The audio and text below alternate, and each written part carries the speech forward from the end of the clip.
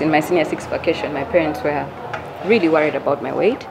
So they took me to a gym, tried working out for about 6 months. But I don't recall what I was doing. I didn't enjoy it. It was pretty much suffering then. But this time when I made up my mind to work out, I loved playing with my son, but I couldn't do it as often because of the weight. So I didn't really enjoy seeing like my husband Alex playing around with him, and I could just pretty much do nothing or record videos. I wanted to take part of that action. So that is one of the things that pushed me. The first day was hard. Everybody was staring. People said all sorts of things, but once you have your mind on this particular goal, I was tired. I was fed up of looking big. I was fed up of running out of breath. I was fed up of getting clothes that don't really fit.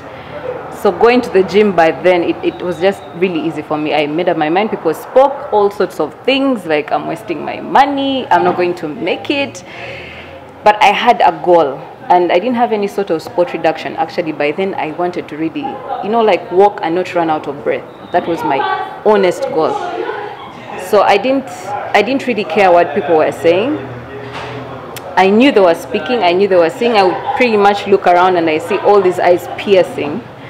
And the good thing, I'm short-sighted. So the moment I take off my glasses, I don't see anything. I look at the trainer, what do I have to do? Okay, that's how I got going. And with time, people appreciated me.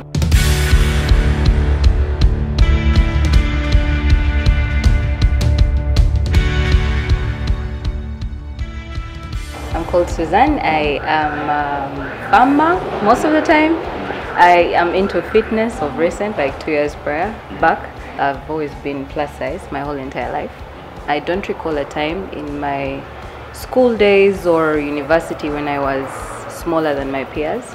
So I've always been obese from, I think, primary through secondary, high school up to now. When I started my journey, I started it in 2018 after I'd given birth. I think before I could manage my weight, but after I gave birth, it became a bit too much for me. I became so heavy. I started getting a lot of joint pains, knee pains. So that's when I started, okay, I need to go to the gym and do something about my weight. So I started in July 2018. I was 150. The first time I actually found out I was 155. Then I took like a month in between to adjust my sugars, take out the artificial juices, the biscuits, all those artificial foods, to just try to eat more healthier options like salads, like whole foods, like good whole foods like matoke, pumpkin.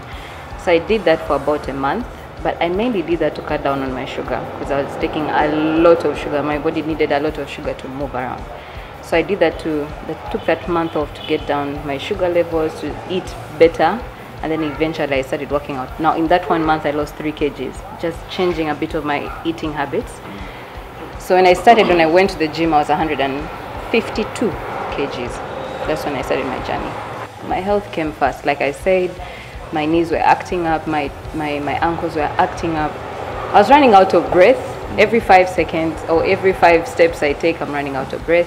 It's worse when you have to carry a child with you. Say you have to go for immunization, from the smallest of things like a supermarket visit. It was really getting hard for me, taking stairs. So I figured, I need to go to the gym. And I had tried every other thing on the market, all the teas, there's some drugs they take, weight loss pills. I pretty much tried everything, and if it was doing as much, maybe 2 kgs, 3 kgs, 4 kgs. So that's what led me to the gym. And the gym, I knew I would take it slow and get progress. As long as I made sure I go back the following day, that is all I counted.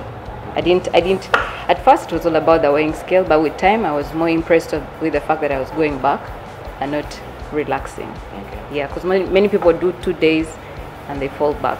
Now it's too hard, it's too painful. So I was really proud of the fact that I kept on going, and that's what kept on pushing me, that, if you have done 1 day, you can do 2 days. If you've done 1 week, you can do 1 month, you can do 2 months. And by the 3rd month, I was really into it. I had lost about 16 kgs. I was feeling lighter. I could pretty much do at least a 20-minute workout without running out of breath. So those were all the little, should I say, gains or wins that pushed me to keep on going back. Yeah. But I started at 150 155 and into the gym at 152, 51 there. Now I think I am hoping maybe I'm about 95. I learned to handle it. My weight was part of me. I had nothing to do but to accept that it was part of me. There were days when it was really hard, when the kids would bully you, and there were days when it was okay. I would pretty much put my head up. I'm like, yo, you know what, it's all right. Weight is not going to be the one thing that pulls me down forever. So I continued moving on with life. But I did avoid some things that would put me in the limelight, in the spotlight, and which was mainly sports. I loved swimming, but where I went to school, they didn't really have a pool. The other sports were volleyball, basketball, and those I really avoided with one heart. I did a lot of MDD, which I was really good at, but sports, nah. I tried to avoid it because if you don't have, I was already branded a particular name, so the more I got involved, I felt the more names I brought to myself, and I really wanted to guard my peace. Before, I was doing a field job before I got pregnant, and it had its challenges, like going to the field, moving around. You tend to slow down people, but if you love something, you'd have nothing to do but to do it, and I loved what I was doing then. But when I gave birth, I figured, you know what, let me do something for myself, because it had become too much for me. I tell you, 5 steps was difficult. 1, 2, 3, 4, 5. And I figured I need to do something that I can do on my own without inconveniencing so many people. So I ended up into farming, and initially I loved it. I loved farming, so I started growing up my farm slowly, and that's how I progressed, and figured I'll not go back to work for people who are really going to stress me over my weight. So I avoided it, and I found farming, and I got a passion for it, and that's how I ended up becoming a farmer. But in school, I did marketing. I did an BBA and an MBA in marketing. He loved me as a person. I truly believe I'm a good person. Not that I'm, but I truly believe I'm a nice person. So he loved me for who I am, and that alone is a blessing, to have someone to love you beyond whatever issues you have. And he didn't see it as an issue. Though when I gave birth, when he noticed that I was struggling with the smallest things like house chores, carrying a child, having pains, back pains, you know, he said, you know, maybe you should go to the gym. And I love the fact that he supported me all through it. Yeah, he comes to the gym. We train together. It's just, you know how men are. Their goals are not as, I don't know, as serious as women. We have this, we need to really work hard. A man will go to the gym 1 month and is ripped. Me, I gotta put in the work for like 3 months. But he works out. He's very good at running. He loves push-ups, and he runs like 10 kilometers non-stop. That's his thing. He loves running. I had different coaches, by the way. The first coach took me through for a month, and then he got a gym. I got a second coach whom I told, but I tell them, I need someone to push me. Back then, I needed someone to push me. So I tell them, please yell, scream, shout, do whatever you have to do. For those 2 hours or 1 hour I'm in the gym, I've given you authority.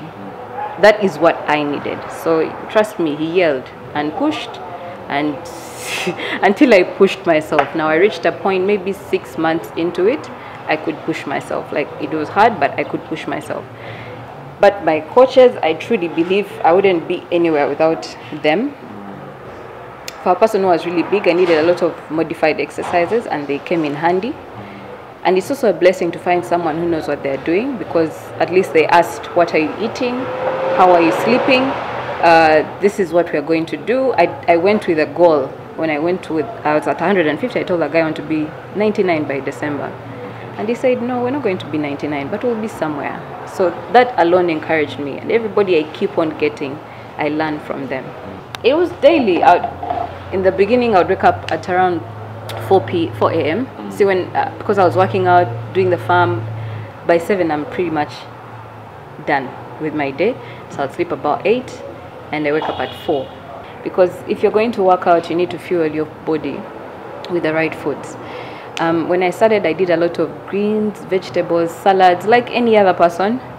Then I realized, okay, it is working, but it worked for about 2 months. The more I lost weight, the more I needed energy to maybe upgrade my workouts or make them more intense. But I was eating a lot of small salads, you know, the green salads and chicken. So I did a lot of research, and understood that I have to add some whole foods, some good matoke, some pumpkin, but you switch it up so that you keep on confusing the body, because the body gets used with the food that you're giving it. So you keep switching it up, I learned to eat more of my calories during the day and less during the night. I learned how to balance my meals. I learned what food is good for me, like eating according to your blood group. And all this I've learned in this 2 years of working out. Yes, so it's important to eat healthy. You can't eat junk and work out. And expect miracles. You'll pretty much maintain, or you'll get tired because you're not feeding your food with the right. You need foods that are going to help with muscle recovery. So those are foods you need to really consume, not junk. Okay. But then you remind yourself that this is for me, and in the next 20 years, my body is going to really be in love with me, with what I did now, to save it then. Because like I've never been this size my whole entire. I think I was like this in senior 4. And for me to reach here and experience what I'm experiencing, it's a blessing. So there's no way, even when I'm in the gym hustling and my trainer is screaming in my ears, I remember the original goal, why I am here, is to be healthy. So I push through it all. Then there are days when I really don't want, and I not come to the gym for like 3 days. It's okay. It's good to listen to your body. Sometimes you're tired, sometimes other factors, stress, life happens. But I can't give up on this. This is my life. There's no way I can say now I'm done, I'll never go back working out. Okay. My goal is to be fit, physically fit. Personally, to manage my lower body, like that is a very huge goal for me. But if I can get to 85, if I can get into a size 14, 12, I'll be happy. I think it's important to start small. First of all, find a trainer. If you have no clue where to start from, it's very important to get a trainer. Have your health checked. Most of us go to hospitals when we are sick. It's important to have your health checked. Once you know that, okay, I have this amount of work to do, get a trainer and then start slowly. What matters is consistency. Even if you work out 20 minutes every day, if you do it for a whole week, there's going to be a huge change. It might not be on the weighing scale, but the way you feel will be different. So start small and build. If you don't like gym, there are so many ways of losing weight. You can walk, you can run, you can swim, you can dance, you can cycle. There's so many things that you can do. Things that require a trainer, yes, and those that don't require a trainer. So pick something that you're good at. I used to love dancing. Before I gave birth, I did a lot of Zumba class. But it took about like